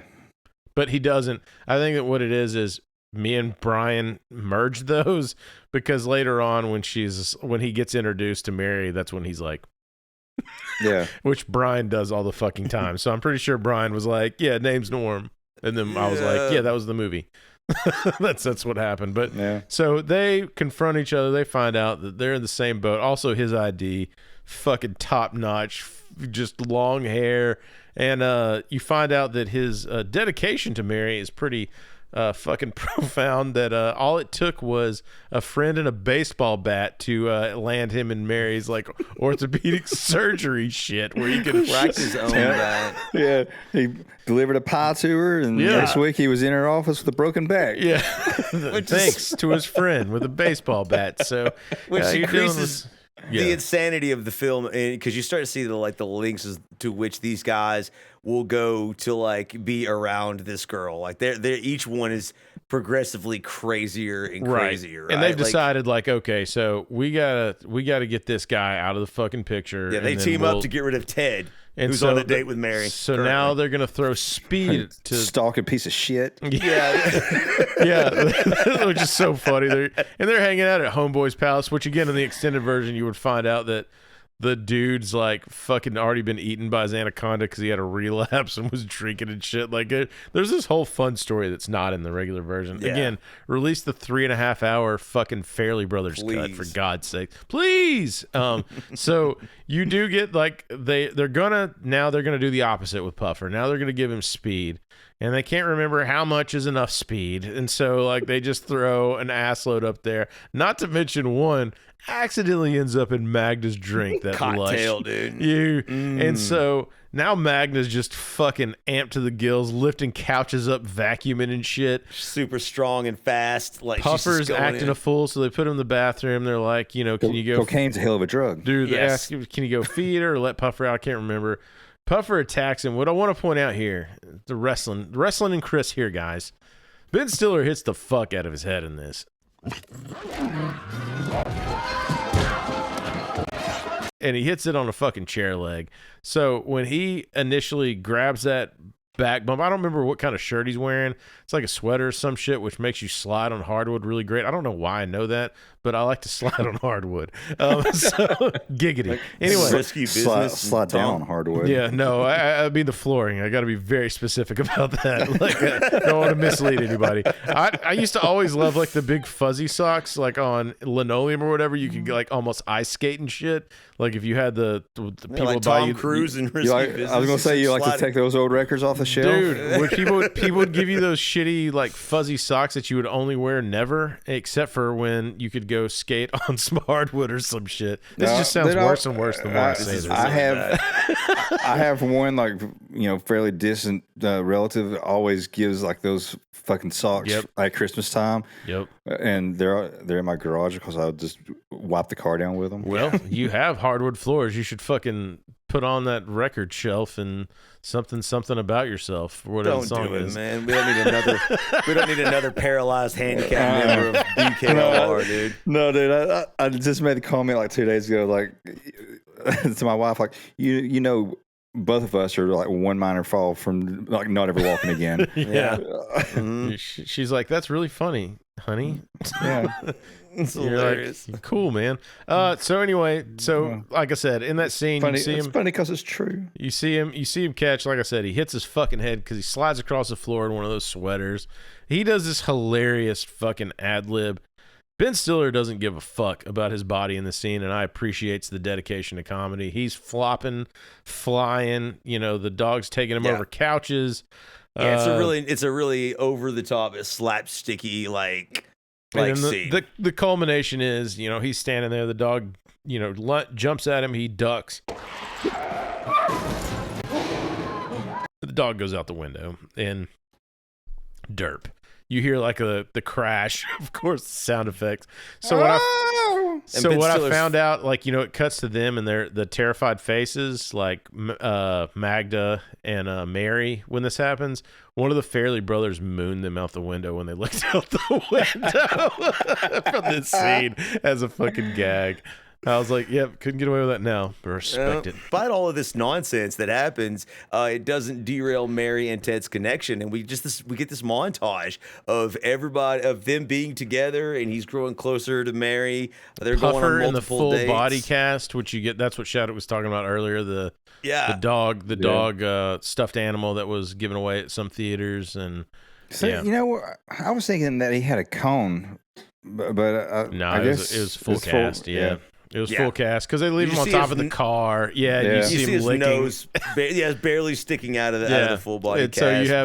So you have him like they go to the grocery store, some shit. He puts him on top of the car. He gets home. He's like, oh shit, like the dog's on top of the car the whole time.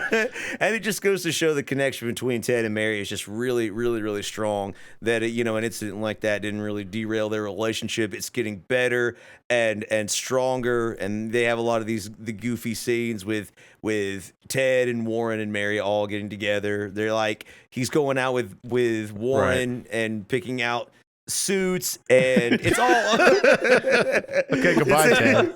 Yeah, dude. Yeah, like, and it's all genuinely. There's a lot of funny, like, sort of like chuckle-worthy scenes here, but like it's just like Ted getting soundtrack closer is to fun Mary. too. Like when they put I forgot what song they put to this, but it's fucking fun. It's a fun scene, little montage. Is she really going out with him, or was that with Healy? I think that was with Healy. Yeah. But like, this is fucking good, and like you said, you get this fucking rootin' tootin' rhythm chaps that Warren has on. Yeah, and you almost see like there's nothing that could go wrong until Ted shows up with flowers and a baseball for Warren, and Mary is like distraught.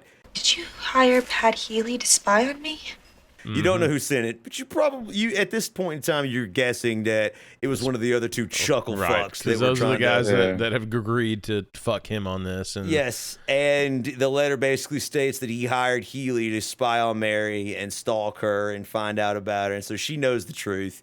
And he basically doesn't deny it. He tells her, yeah, I did that because I'm in love with you. And I haven't stopped thinking about you in 13 years. It sort of gives you, it's that genuine moment of like, yeah, I messed up, but I really care about you. And you can tell she's like smitten, but she's still really angry. She throws him out. And he goes to hunt down the two. She's like, psycho shit. Yeah. The reality is, deny. Never if the glove truth. Doesn't fit, you must acquit. That's all I'm saying. Unless they have you on camera with your birth certificate and your granny calling you by name. Got you on candy camera. Yeah. Unless you're like, That's my favorite stabbing hat. Yeah. Yes.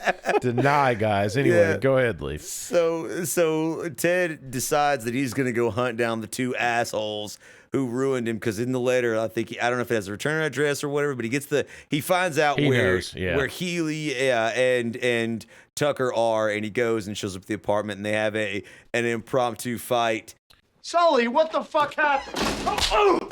Hey, surprise! Whoa, hey, peace, man! Come on! You fucked me, Wait, man! Come on! But it all comes out in the laundry. They all kind of like realize that all three of them are obsessed with Mary.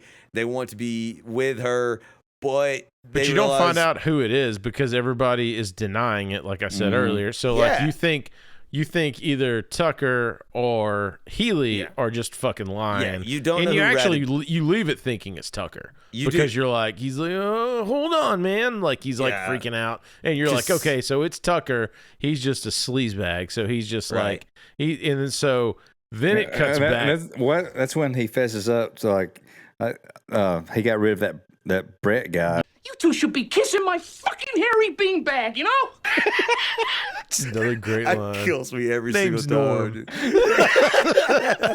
But Ted decides, he realizes how sick this whole thing is, and he's like, I don't want a part of this anymore, because they're like, only one of us can have her. We need to draw straws, figure it out. And Ted's like, no, I'm not doing this. Yeah. I actually care about her. I've been messing up. So he leaves, and then we cut to Mary, and we come to the final confrontation. Someone is in her apartment, another stalker. And they're waiting outside. They're listening, and you hear her say Woogie, and you're like, oh shit, like Woogie's now shown back up. Woogie.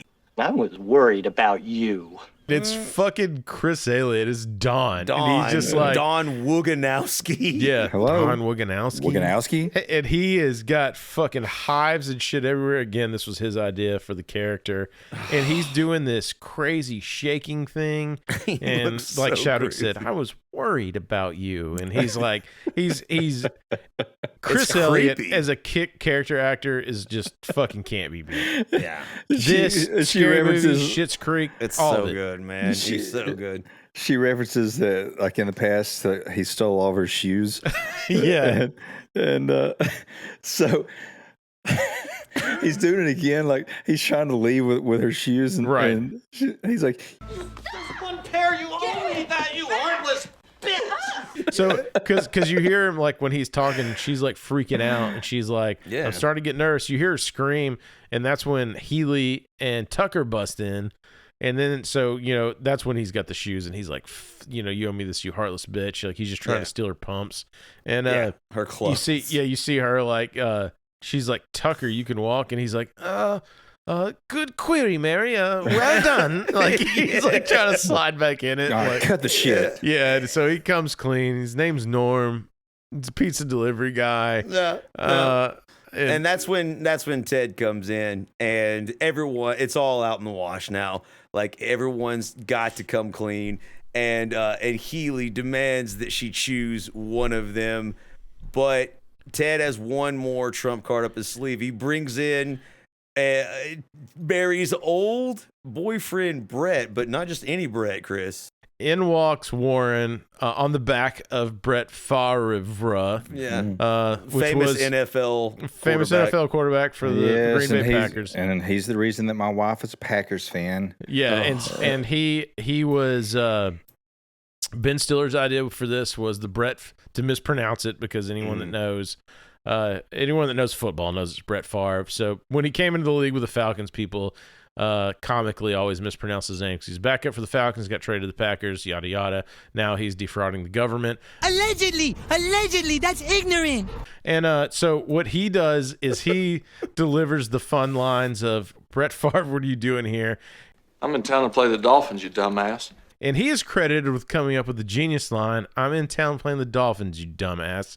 So what a fucking literary genius on top of everything. His So, acting is dude, so sidebar on this. Yeah. How about sidebar on this? Guess who they tried to get for this originally? Dan Marino? Steve Young. Okay. Really? Turns out the descendant of Brigham Young did not take part in this type of movie. Another person they considered for this is probably someone none of you know of. His name is Drew Bledsoe, and he was a quarterback for the New England Patriots. What do you mean nobody knows? I heard him. I heard of him.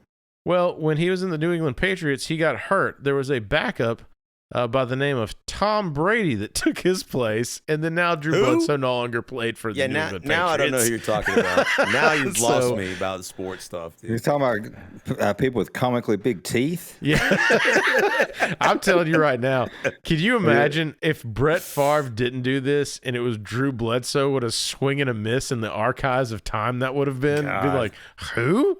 Like, dude, that'd be so funny. You think when Tom Brady kisses his son goodbye, his son's like, "How's my stomach taste?" How's my stomach taste? She says. It's a fucking mouth kisser, dude. He does. Ted completely exonerates Brett from everything but the government fraud and says, "Hey, look, this guy is innocent. It's fine. He didn't say all those things. You know, fucking Norm over there has kind of fucked him. He framed him, man, right? I've been blowing a little smoke up your ass." Yeah, then Brett Favre with the fucking Oscar-winning line of, "Dude, that's right, Mary.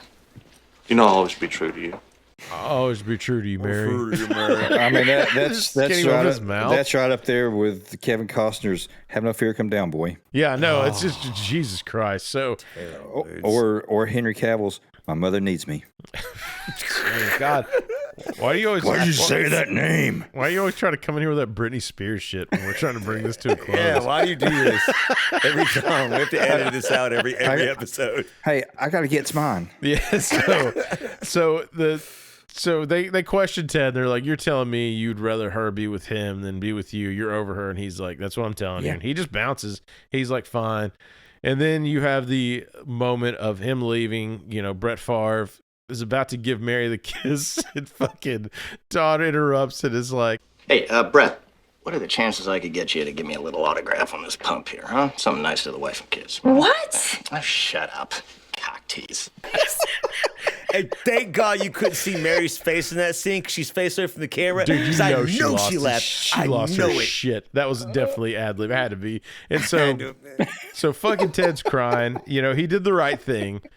And then you have Mary come out, and she's just like, "Did you really mean what you said up there?" Uh-huh. I just want you to be happy, Mary.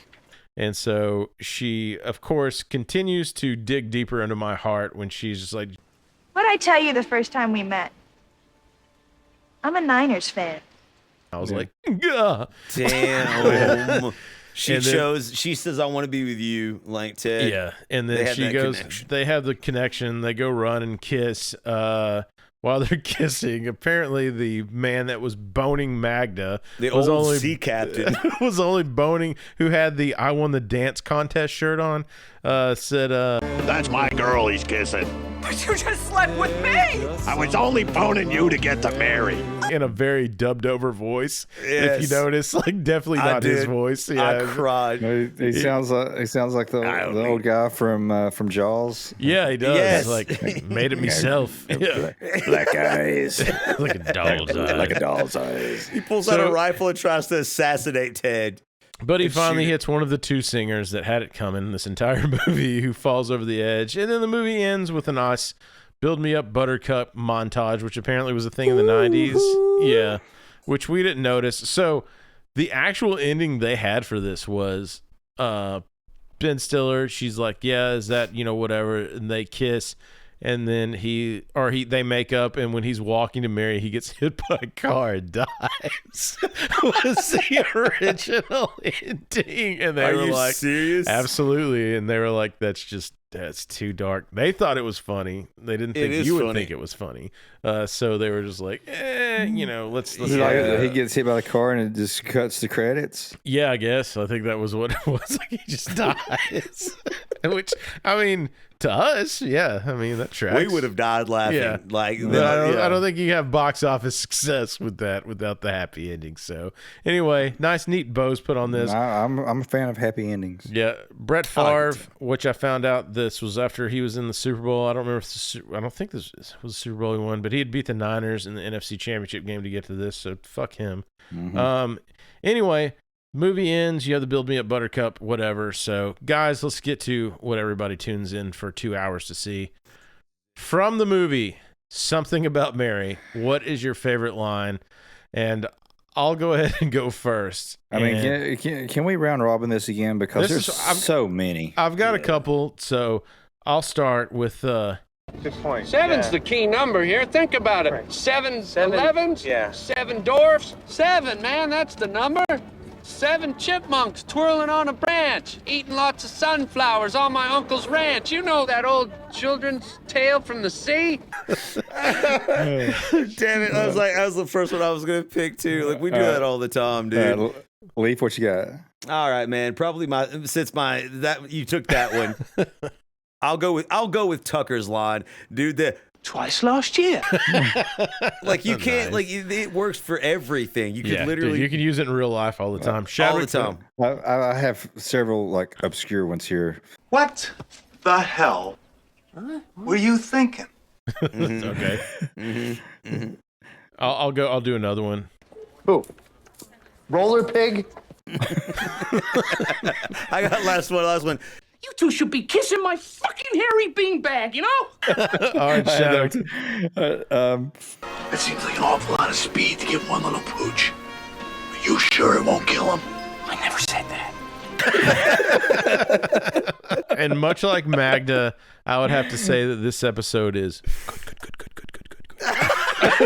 So, guys, with that, we'll take it over to our Norm Macdonald clip of the week. In Arkansas, a 25-year-old man has been arrested for going door to door, attempting to trade sticks of dynamite for sex or drugs. This disturbing case has people all across the nation asking themselves the same question. Why didn't I think of that?